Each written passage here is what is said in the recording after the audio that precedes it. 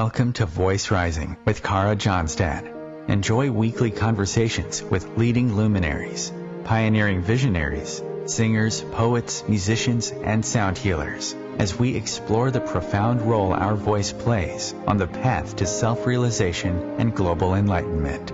The internationally acclaimed singer, composer, author, healer, recording artist, voice expert, creator of Voice Your Essence, and founder of the School of Voice, Kara Johnstad uses her extraordinary spiritual gifts to empower others. Everything in this world vibrates. Everything has a frequency. A pioneer in the field of voice work and transformational songwriting. Her breakthrough methods are helping thousands of people worldwide fine-tune their body-mind-spirit system and unlock the energetic frequencies of limitless creativity, health, and abundance. Share your voice, ask your questions, join in the conversation. Receive life-changing, positive transformation and rise together to create a sound world. And here's your host, Kara Johnstad. Hello, everybody. A very warm welcome today. I am here in studio with the legendary master of voice, voice alchemist, and angelic emissary, Stewart Pearce. Stewart Pearce was the head of voice at the Webber Douglas Academy, London, from 1989 to 1997. He is a pioneer in the Shakespeare's Globe Theatre, working with voice and all the wonderful actors there between 1997 and 2010. And Stewart, he's in studio. He's also coached luminaries such as Eddie Redmayne, Matthew Good, Hugh Monville, Mark, I think it's Rylance, Margaret Thatcher, and of course, now in the press, we have Marianne Williamson, just to name a few. Stewart, welcome. Welcome to Voice Rising. Well, hello there. Hello, Kara. How are you? I'm very good. Thank you so much.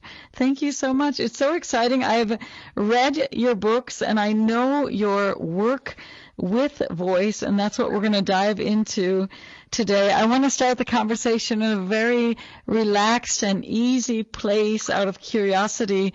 What is one of your strongest memories of voice as a child? Being without a voice. Wow. I discovered very early on that people weren't seeing what I was seeing because I was in a state of wonder seeing the multidimensional universe. So I spoke about what I was seeing and was branded stupid, idiot, and then mad. So I decided around 7, 8, I think it was, those 2 years, I shut up. I self-muted for 2 years and listened. And that's when I discovered my voice. Well, that is absolutely fascinating. So in that place of full presence, I would say, or connected to those multi-dimensions, you know hands-on also what it means to feel wounded, not to be listened to. And also, how did you overcome that then when you came back out and started to speak more and share more? What was that turning point for you? By making sure that I was constantly enraptured by the divine feminine, particularly in relation to my dear mother, who was a vessel of unconditional love, and of moving closer and closer and closer through the divine, to the divine rather, which at that time was embraced within the Christian faith, during my early adolescence. And I discovered reverence. I knew what reverence felt like, but I discovered the word, and I discovered ritual, and I discovered litany, and I discovered the liturgy, and I discovered what it was to dedicate and devote oneself to the divine.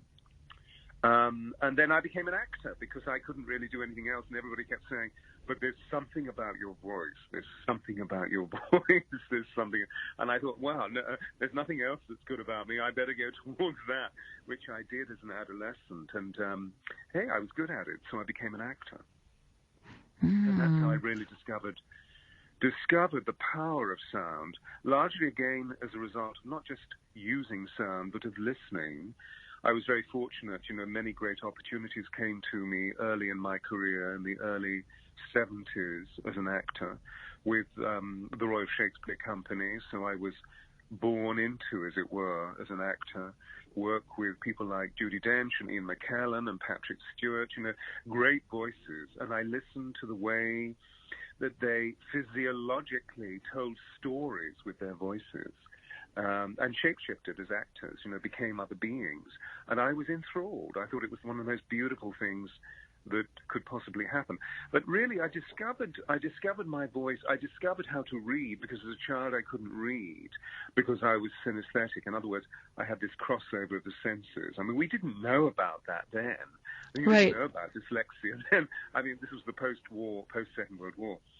But I discovered sound through reading by singing.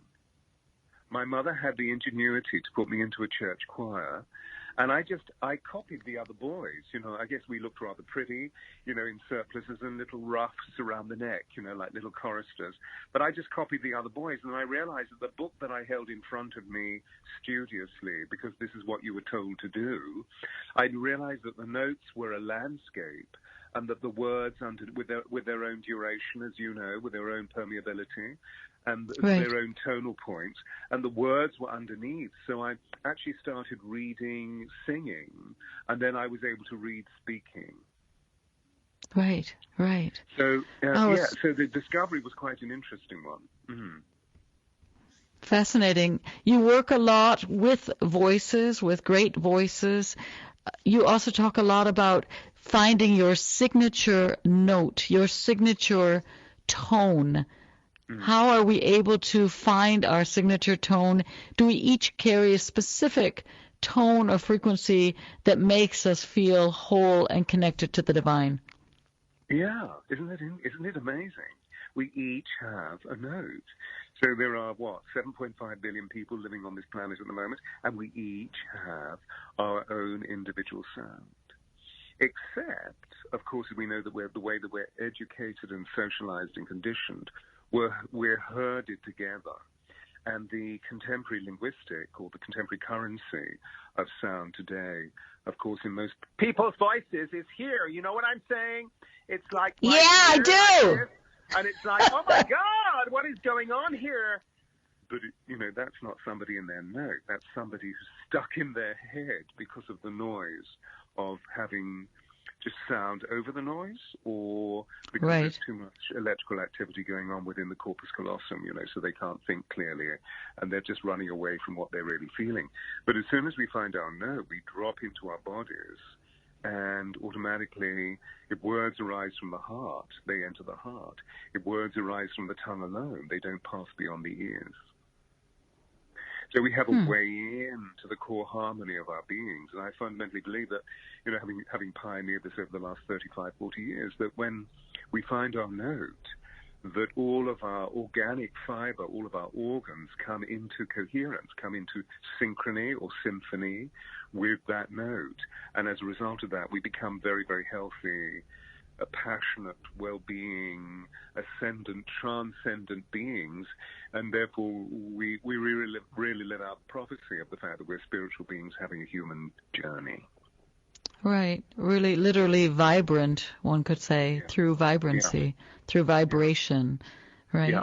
I was thinking also when we were talking about that vocal wounding, that it's my sense, and I was curious about your sense, that when we find that tone, or when we find, when we allow our voice to be in our body and really resonate fully, that we are actually protected, that we cannot be easily wounded, that it's somehow my sense that the people that I work with, that once they have that full, relaxed, luscious, beautiful, rich tone, criticism bounces off of them like, water off of a duck's back. It can't penetrate the same, because they know their source. They know they know their true calling. They're connected with their purpose. What's your experience with that? I hear you.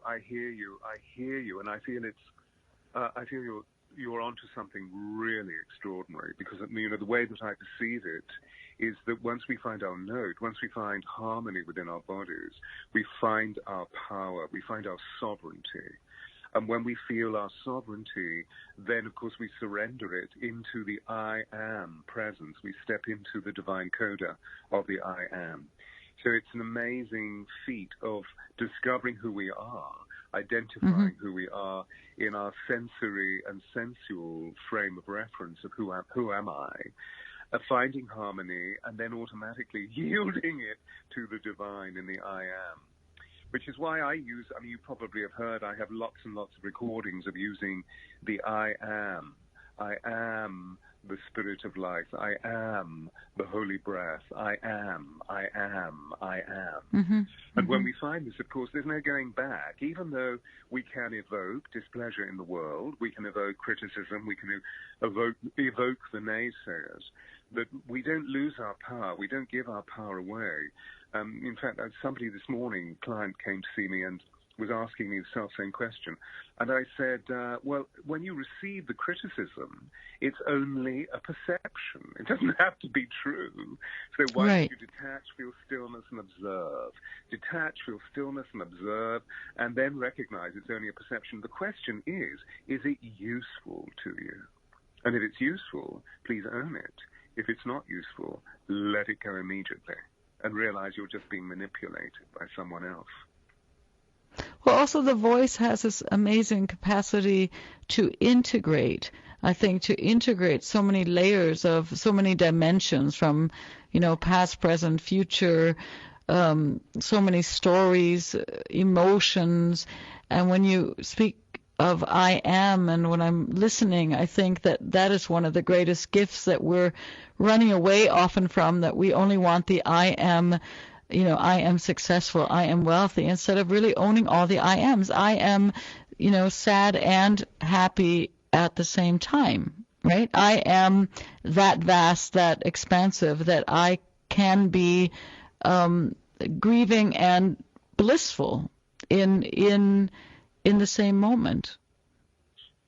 Does that make sense? And that's where the voice gets such a power, because you said a beautiful word, the sovereignty. I think that's an incredibly beautiful word when we're talking about the kind of voice work that you do. This feeling of completeness, of wholeness, of well-being, and that actually, when we connect that with our communities or with the planet, with the earth, it just is a very expansive state of well-being that again comes back to a small still point, which is where silence and where sound, right? This is interesting, isn't it? The silence is the divine feminine, out of which arises the divine masculine, which is the sound. In the beginning was the sound, and the sound was made flesh and dwelt among us, full of grace and truth. That's an interesting thought, because I remember many, many years ago when I started researching my first book, The Alchemy of Voice, I was introduced to a wonderful man who taught at the Sorbonne. So this is going back into the early 80s. And I met this gentleman called Professor Zecheli, who was one of the world's leading Aramaic scholars. So he was able to read or translate the language of Jesus. And I met him at the Sorbonne. A week later, he was dead. I think it was almost, sounds slightly grandiose, but it was almost as though he was waiting to reveal to me the substance of that the ancients believed that sound was at the core of creation, and that's what that statement, not in the beginning was the word, but in the beginning was the sound, because the word was the logos, meaning the intelligibility of the sound. So I hear you when you say, once we find the harmony, we are automatically brought into coherence. We're brought into a cohesion where all of the elements that have often been disparate and distressed or diseased, or disharmonic, they come back into synchrony, they come back into harmony. And so therefore the lower vibration of woe or grief or despair suddenly transforms into the higher vibration of joy, of hope, and of freedom.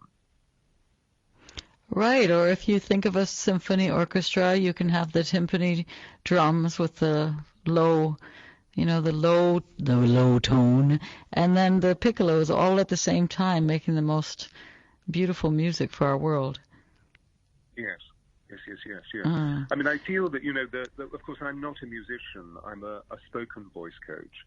And so the way that we approach the physiology of sound within the body, I feel is slightly different from the organization of Western classical music, particularly in terms of the variation of pitch or indeed the variation of orchestration within a 50 or 60-piece orchestra. I suppose one of the confusing things about finding ways of developing and evolving within the richness of our lives today is the fact that so much of us is disparate, so much of it is divisive in the sense that there's so much else going on.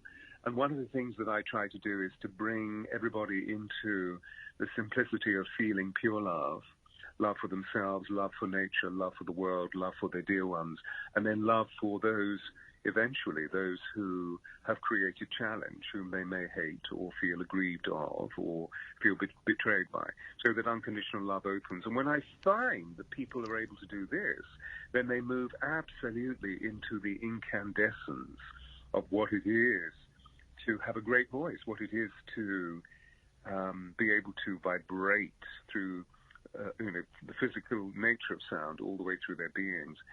In this moment, I'm reminded of that extraordinary poem by Walt Whitman, which was written, at a time before the noise, before the machines. And so I believe that those people before machines, they appreciated sound in a very, very different way. And obviously I'm not going to bore you by reading the whole of the poem, but there are one or two lines that are really extraordinary when he says, "Oh, what is it in me that makes me tremble so at voices? Surely whoever speaks to me in the right voice, him or her I shall follow, as the water follows the moon, silently, with fluid steps, anywhere around the globe." And that's beautiful, Stewart. I know that feeling. Sorry? Yeah. Hold on to that thought. We need to take a very, very, very, very short station break. And we're going to go out of this we're going to go out with Walt Whitman and come back with exactly that angelic voicing.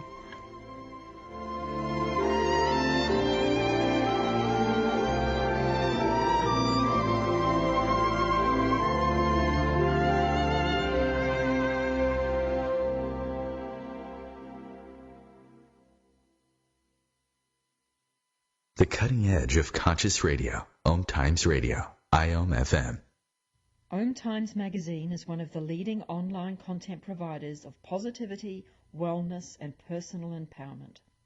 A philanthropic organization, their net proceeds are funneled to support worldwide charity initiatives via Humanity Healing International. Through their commitment to creating community and providing conscious content, they aspire to uplift humanity on a global scale.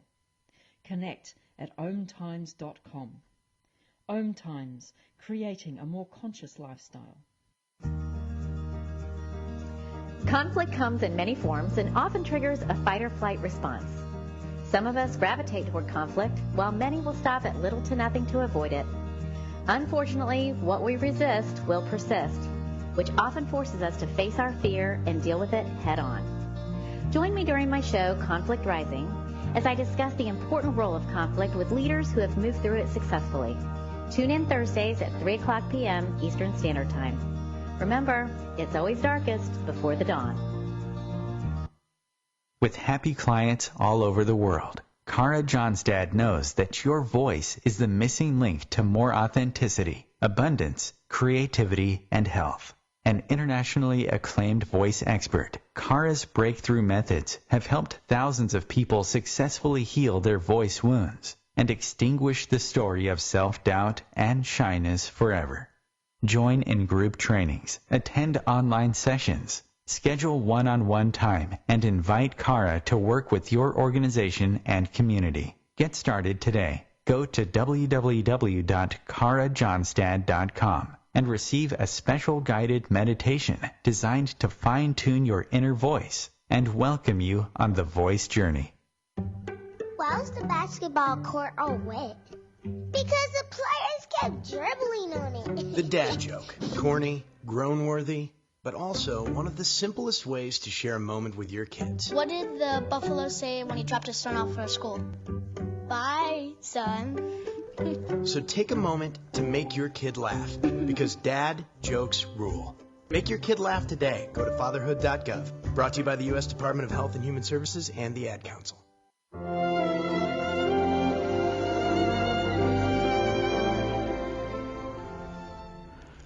Welcome back to Voice Rising. I am Kara Johnstad, and with me in studio today is a legendary master of voice, voice alchemist, and angelic emissary, Stewart Pearce. Stewart, right before the break, you shared with us a beautiful quote by Walt Whitman, and we were talking about unconditional love. Yes. I was thinking about Whitman. Yeah, I was thinking about Whitman's "I sing the body electric." Actually, that was the line that was moving through me when I was listening to your words. Beautiful. Share with me. I'm sorry, I was a little bit taken by your beautiful quote. Share with me. We were right there with unconditional love, that when we are able to really be present and really be in love, this is what I understood you saying. This is what I heard you saying, is that the more we can open ourselves to be a vessel for unconditional love, the more the voice relaxes into its tone, into its place, connects the heart with our wisdom, comes into our body, and our voice by itself starts really coming into its fullness. Yes, because when we think about it, the one thing that we humans, whatever part of the world we live in or on, that we're all yearning for belonging to nature, belonging to our dear ones, belonging to a significant other, belonging to a culture or social group, belonging to an idea, belonging to a thesis, belonging to a passion, belonging to the divine. And it feels to me that as we belong, we surrender and yield to the higher power, the higher intelligence of the pure, of the vessel of the divine, because it is full of inclusivity, full of empathy, full of compassion, and full of unconditional love. So we find unity consciousness. And I feel that that's what Walt is really talking about, when he says, what is it in me that makes me tremble so it voices? Evidently the voices that he was hearing were voices that were what we used to call, slightly old-fashioned today, but what we used to call sonorous voices, because they used sound to determine who they were. I think it was Benjamin Disraeli, the Prime Minister of England, one of the Prime Ministers for Victoria, Queen Victoria, who said that the voice is the index of the character of a man. And so they waited or practiced their voices. I know Shakespeare refers to this as well, that they were listening for the right voice. They were listening for the voice of harmony, the voice that has gravitas, the voice that is embodied, and therefore you can trust it. What the Romans called persona, to find persona, which is a word that means through sound, through sona sound, that once we find persona, we find our note, and therefore we find the slipstream of our creative process. And of course, the first thing we want to do is to unify, connect, or indeed yield or surrender into a divine power.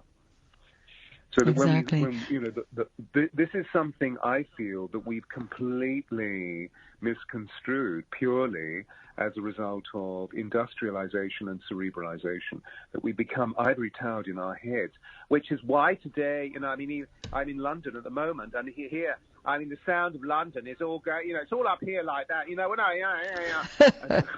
And then we go back to when I was steeped in the experience of working in the reconstruction of Shakespeare's Globe Theatre.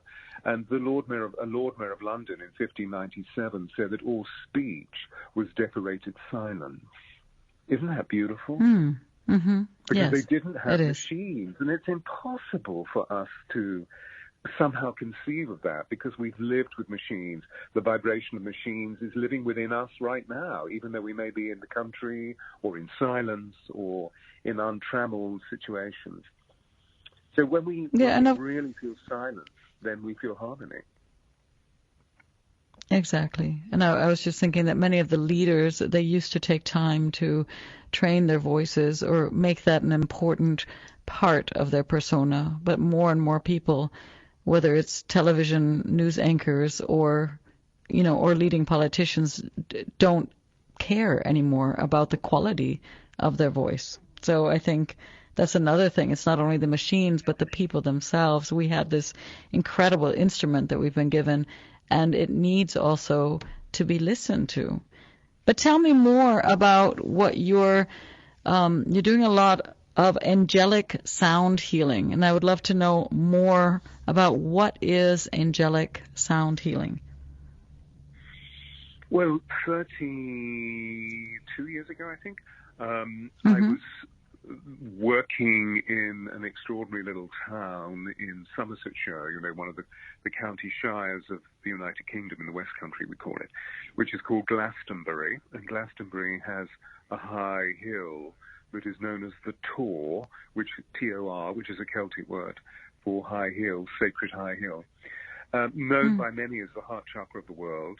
The energies there are absolutely extraordinary. Anyway, I was called down to a friend who had just opened a store in the town selling crystals, and for a particular event that he called the harmonic conversion. And I didn't know what that was all about. However, it sounded like a wonderful opportunity to go down and work in the store. And by that time, the consciousness that I had as a child, which I'd switched off from, meaning the ability to see aura, the ability to see spirit, the ability to see angels, had woken up. Anyway, that's another story about a hugely unique initiation that took place through the death of my mother. And suddenly my third eye opened again. So for 7 years I practiced it, I musculized it. I went to work with psychics, with mediums, and began to understand what it was all about and how I could use the energy. So there I was in Glastonbury on August 15, 16, 1987 for the harmonic convergence, and felt very tired working with a number of the people that came to me for psychic readings. So I went and sat to meditate on the tour, because by then I'd been to India and all my teachers said, "You need to meditate." So there I was meditating to regain energy, to regain connection with the divine. And I heard extraordinary sounds. I heard these immensely high-frequency pulsations of sound, rather like overtones that we hear today. And I opened my eyes, and there were 12 orbs of light in front of me. And one of these orbs of light said, "We are the angels of Atlantis, and we're going to give you a temple of sound healing that you will call the alchemy of voice." And so in short, angels and sound, as we know, have always had a really, really close rapport. It's rare that you look into a stained glass window in any medieval cathedral without seeing an angel with a trumpet in its lips, or with a harp, or with its mouth open in song. We talk about the Hallelujah chorus. And all sorts of reasons why the divine asked the angels to be sound propagators or sound users, sound communicators. And angels have come forth. They're very ancient, this collective. They're known in Kabbalah as the Malachim. They come to produce a powerful communion of energy to allow us to feel how sound will bring us back into harmony if we allow it. And so the Temple of Sound Healing, the Alchemy of Voice, is about looking into how we can really find our note. And when people are called to the work, the first thing that they experience is that they've been living their lives out of their note, meaning they've been living their lives in disharmony as a result of physical and emotional trauma. And so the work is very much about bringing people back into identifying what was the trauma, because the firm belief is that when we can name something, we have power over it. And until we can name it, until we can find the sonic glyph that addresses the feeling or the thinking, that we are lost in a sea of indecision. But as soon as we can find it, and we identify it as grief, or we identify it as being, I feel suicidal, or we identify it as being, I'm depressed, or whatever we identify it as being, we automatically know where the alchemy of that role is, because, of course, we live in a dualistic planet, that nothing is singular, everything is plural. So where there is doubt, there is hope. Where there is grief, there is always joy. Where there is depression, there is expression. Where there is hatred, there is love. And so the alchemy voice is about moving people into becoming the master mistresses of their own destiny, in recognizing how a state can be identified and then move from disharmony into harmony. In simplicity. That's what the angels gave me. And so I've been teaching that, really, or working that, providing people all over the world with experiences of the angels. And of course, in the collation of the work, in the communion of the work, we spend much time chanting through vowel sound, toning, chanting through a sacred mantra, so that we can actually feel, using the Om, oh gosh, and the incandescent light that pours into our beings when we're chanting the Om. You know, one of the things that I find fascinating about the chant is that you can't think when you're chanting. You're finding a point of coherence between left and right brain. And so we move into these ecstatic states. Exactly. I always say a tone at one. Right? I mean, we see it in the word, even a tone. When we are in a chant, if we're in Om, we are absolutely present in the moment. We are at one. It's just such a gift that we've been given. Isn't it extraordinary? Yeah.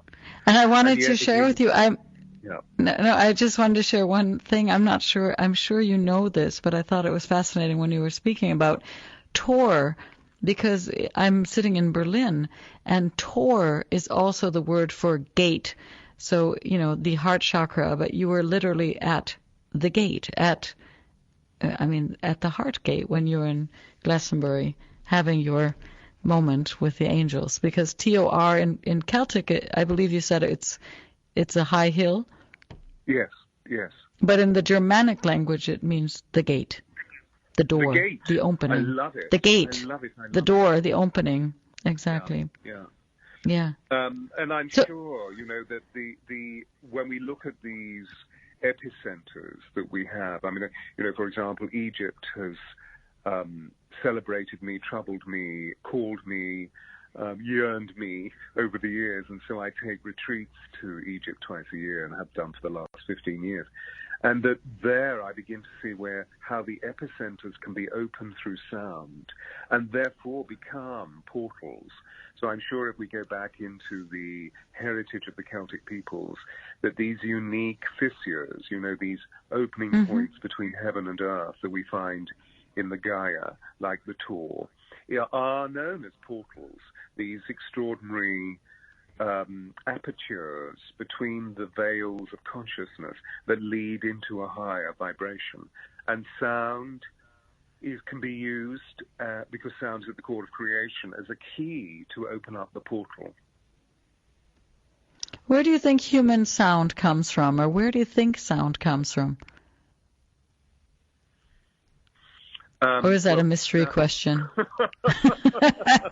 I mean, it's a really fascinating question, because there are two ways of answering it. Where human sound comes from is obviously from the disturbance of air acoustically, and that takes place in the vocal cords.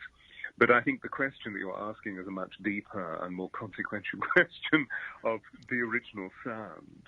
And again, I feel that, you know, we talk about the Big Bang as being not the big silence, I think the 13.7 billion years.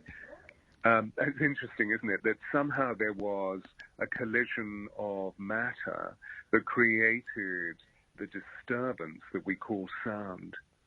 At the same time, I believe firmly that the original peoples on our planet used one language, one sound language, a unity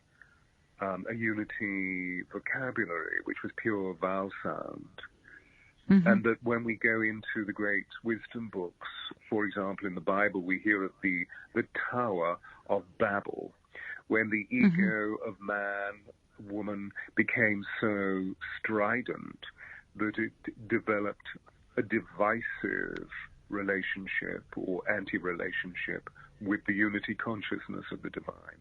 And so we moved away from it. And it's interesting that in our languages around the planet, we have this dualistic force, isn't it? That we have vowels and consonants, and that vowel sounds are these very openly, freely emitted passages of sound, whereas consonants are stop sounds.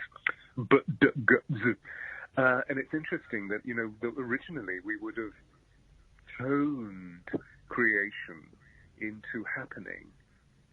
And that's what I find really fascinating, which is why we are going back to the sustained tonalities, whether it be in the song or in the chant or in the toning sequence, or indeed moving into the instruments that we're hearing more and more being used in sound healership, the crystal bowls and the gongs, because they produce this amazing sustainable tonality that allows us to feel the durability of what it is to move into the harmonies, and our bodies and that really can point of rest.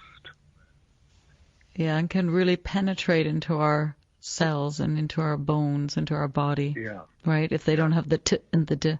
Stewart, we're going to take a very short break, and we're going to be back in a moment.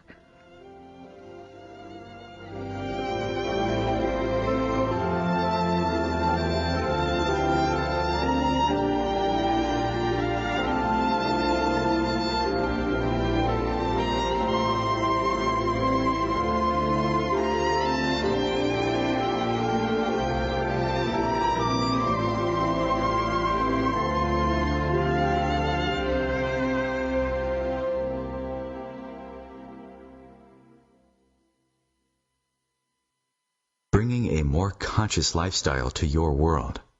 OMTimes Radio. IOM FM. Ascending Hearts is no ordinary dating site, but a spiritual dating site with a purpose, to link you with your soulmate. We engineer the serendipity so you can trust that you will attune with someone that has the same matching vibration as you. Ascending Hearts, the conscious dating site for the spiritually aware. Try Ascending Hearts for free. AscendingHearts.com. I'm Kathy Williams, host of Sexy Mom Abundant Life radio show on Thursdays at 5 p.m. Eastern, 2 p.m. Pacific. On the show, we explore living abundantly in every area of your life. Ways to let go of limiting patterns and beliefs and to step into the flow of creativity and possibility, knowing you are supported by the universe. Imagine being fired because of who you love. Imagine being denied medical treatment because of who you marry. Imagine being evicted because of who you are. Millions of Americans don't have to imagine this. They have to live it. Because in 31 states, it's legal to discriminate against LGBT people. Get the facts at beyondido.org. Brought to you by the Gill Foundation and the Ad Council.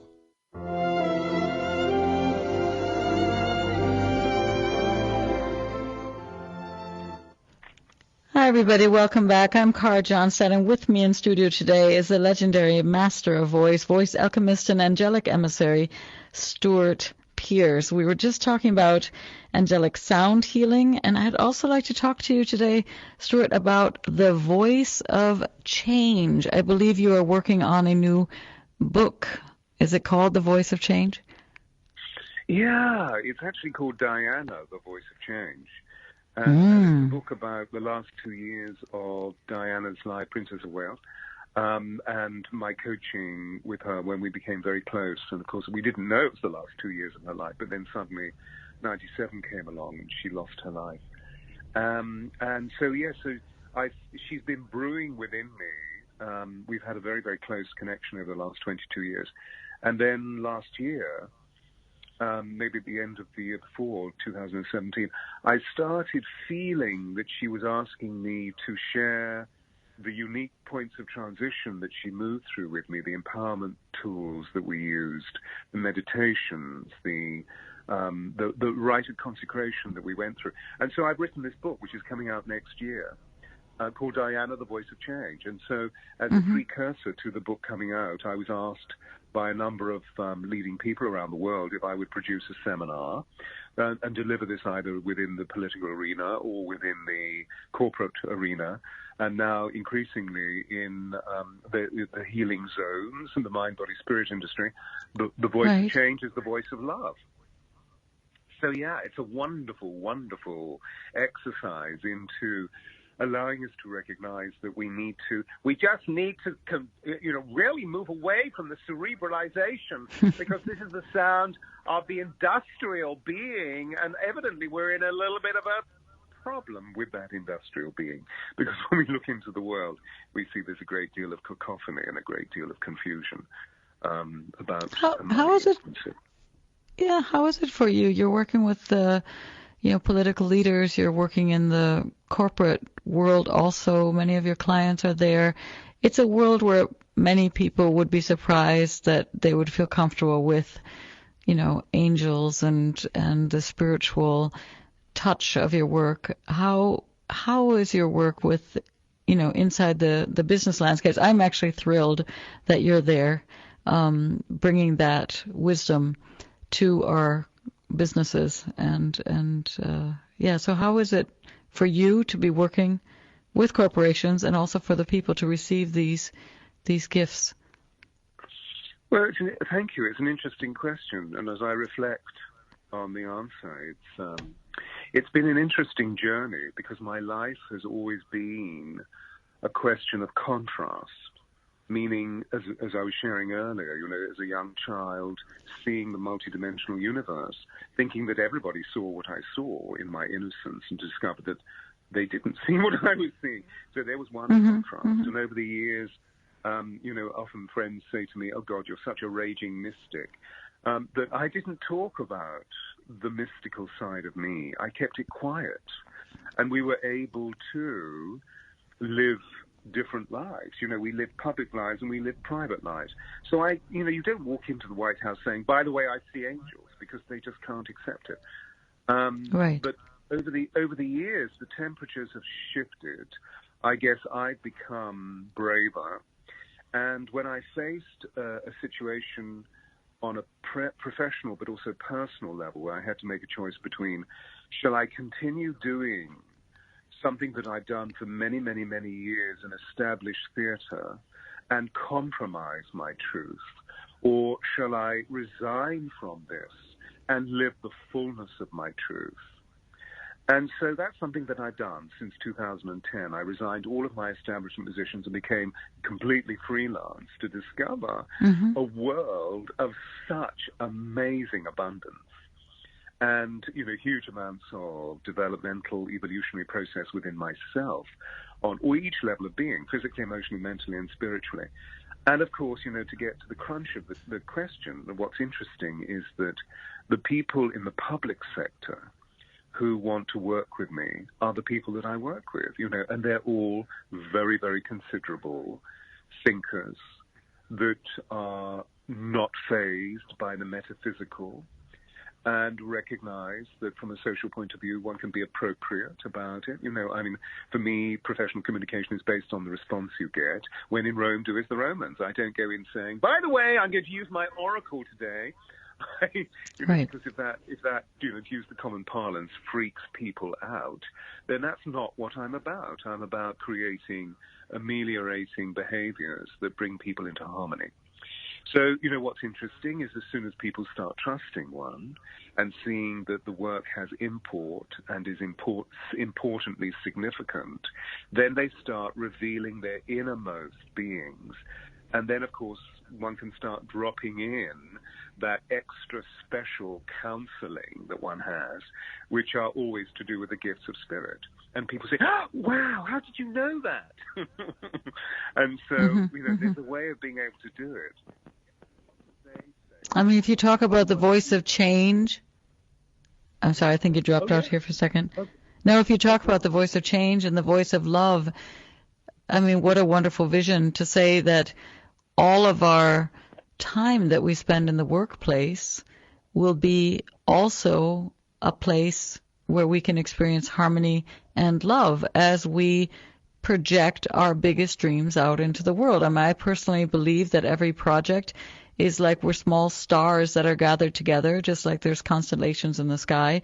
We are different, human beings with brilliant minds coming together and projecting a dream or a vision into the world. And I think it's just fabulous when everybody realizes that in the middle of it all is the one voice, but also the community voice. Yeah, absolutely. And of course, as we know, we're seeing chaos in the world, and therefore when we go to the office, as it were, there is chaos in the office. And there are so many awakening leaders who are sensitized to wanting to harmonize their personnel, their staff, and so automatically move into seeking what the corporate world calls soft skills. And it could be to do with pure relaxation. It could be to do with moving someone away from the trajectory of a major cardiac arrest, or, I'm working with the 28-year-old extraordinary intellect who is a high flyer within the within the money markets, but it is also en route to producing a duodenal ulcer. So what we're doing is working on the healing of that energy that has driven him into being not just simply excellent at what he does, but also highly, highly, highly stressed. And there begins a huge, as you well know, there begins a huge story in terms of biology as biography. I find, but at the same time, there are lots of people, because I came out of the closet, and so there are lots of, you can see me very amply online in cyberspace. Here is the Angel Man, and here is also StewartPearce.com, the Voice of Change site, which is very corporate. And many people that once came to me are no longer coming. What I know is that there is no loss anywhere. There is always gain. And so the universe provides me with those people that I'm supposed to be working with. And that's exciting. That's very exciting. I mean, you're really transforming lives and transforming the world through the power of voice. Do you also have a spiritual practice that you do every day, or do you sense every day what you might need? You have so much experience now with your voice, and then you create your own program? Oh, gosh. Meditation twice a day, sometimes 3 times a day, passive and active meditation. And one of those meditations is always chant. I chant myself into oblivion.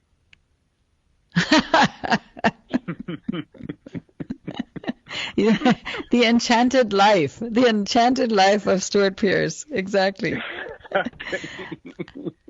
Do you think we can heal the world if we change the narrative? Sure. I feel that we don't just hear the world, we hear the other world, the otherworldliness. We hear the concourse of divine sound. We become listening posts in an ocean of sound. Yeah, absolutely. Because I spend a tremendous amount of time in nature, so I'm very busy in the world, but then I literally manage my time so that I can then go on pilgrimage or go on retreat, and I go into nature and just sit in stillness. If I didn't actually shut up, because I talk a lot, that if I didn't shut up at least once a month and go away for 3 days by myself, I don't feel that I would be the person that I am. So I have a very profound practice within the devotion, discipline, and dedication of my work. Yeah.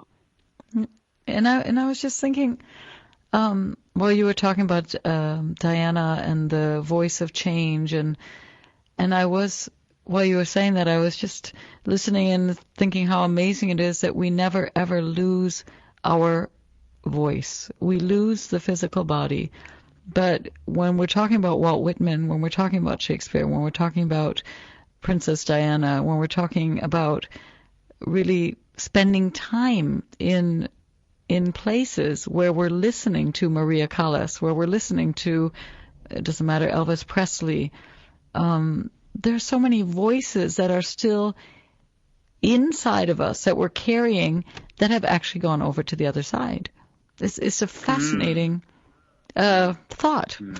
People feel uncomfortable sometimes embracing the angelic realms, and yet if you watch them, what they're listening to in their cars, it's often voices from the other side. Yeah, indeed. Right? That's a beautiful way of putting it. I love it. It's a reception of the glory of what recorded sound has given us. What a gift. What a gift. And there's an esoteric belief in Kabbalah that when a new soul incarnates, and that first roar of life, when we come shooting out of our mother's birth canals, and we take that big breath, and then that sound goes on throughout the cosmos forever. So we have within the cosmos all of those incarnations. Maybe that's one way of going into regression. When we want to discover something about a past life that is mitigating circumstance in our current life, maybe that's the way through sound. Well, I believe so, and I also think that this is why the universe is expanding, contrary to what the physicists say. I believe that we keep on, the sound stays. The sound of Maria Callas stays. The sound of Goethe stays. The sound of Whitman stays. The sound of the great hearts and the great thinkers, they all stay. And that's why we just keep on going into this amazing expansiveness. If there's one thing, Stewart, that you'd like the world to know about voice, if there's one thing you would like to share with people about that, whether it's a signature tone, but what is the essence of why this should be the most important work in the world to discover? I feel it's to do with when we really listen to someone's voice, when we really listen, we cease the monodimensional, egoic, or narcissistic competition with them. We really hear what they're saying, and therefore that when we reply, we open up an inclusivity through harmonic balance that is rare, and that if we can just listen, and then relaxation takes place in our bodies, and of course we all know that when we're relaxed, we drop into the earthedness of our beings. The only way we can give the best of ourselves is if we are relaxed, and so automatically we begin to open up and establish rapport in a completely unique way that hitherto we had not been able to establish. Right, and if you mix up all those letters from listen, you come back to your silent. Yeah. So the essence is basically to stay in that relaxed, receptive place, and I think, this is what we can all learn from each other, is that the voice also is not only the audible. It has a lot to do with the ears, being in the here and now has to do with the hearing, and that when we can really absorb also the frequencies of the other people and allow their truth also to be heard, that they start relaxing and that we come back to that place of well-being. Absolutely. And a very fascinating conversation that I feel myself to be engaged in at the moment is the rearrangement of thinking and the practicalization of political, economic measures in the great United States of America, because the country is in chaos. And one of the measures that we were talking about, particularly through the vessel of Marianne Williamson, whom I'm helping at the moment, she runs for Democratic nomination, is the whole substance of the way that the beauty of the Constitution arose out of those men and women coming together twice a day and sitting in silence for an hour. And in that place of divine fermentation, the sounds that became the words emerged out of that space. Beautiful. Steward Pearce, thank you so much for being with me today at Voice Rising. It's really a great pleasure. I'd love to have you back on the show. You have so much to give to the world. It was lovely meeting you. Bless